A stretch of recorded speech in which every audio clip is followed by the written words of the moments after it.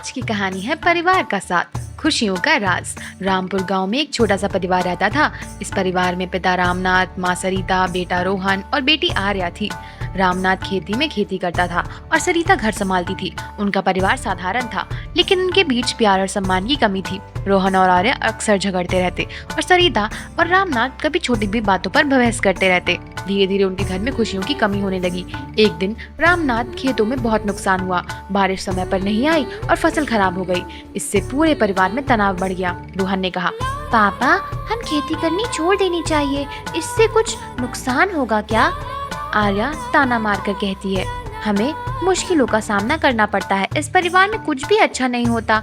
रामनाथ और सरिता यह सुनकर चुप हो गए। उन्हें समझ नहीं आ रहा था कि वह स्थिति से कैसे निपटे। अगले दिन गांव में एक संत का आगमन हुआ।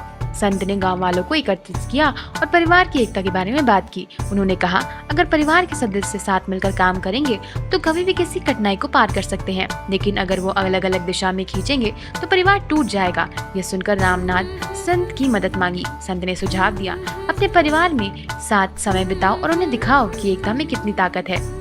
रामनाथ घर लौटकर अपने परिवार से बात की। उन्होंने कहा, अगर हम साथ रहेंगे तो हर समस्या का समाधान निकल सकता है, लेकिन हमें एक दूसरे का साथ देना होगा। महीनों की मेहनत के बाद खेतों में फसल लहराने लगी। यह देखकर परिवार के सदस्य सभी खुश थे। रामनाथ ने कहा, यह सिर्फ हमारी एकजुटता का नतीजा है। अगर हम ऐसे ही रहेंगे तो हर मुश्किल पार कर सकते हैं।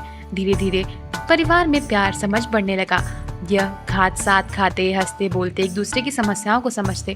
उनका घर फिर से खुशियों से भर गया।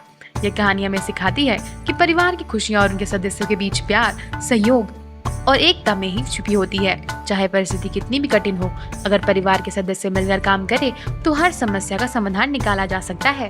तो दोस्तों, यह थी आज की स्टोरी। मिलते हैं अगले वीडियो में। देखने के लिए धन्यवाद।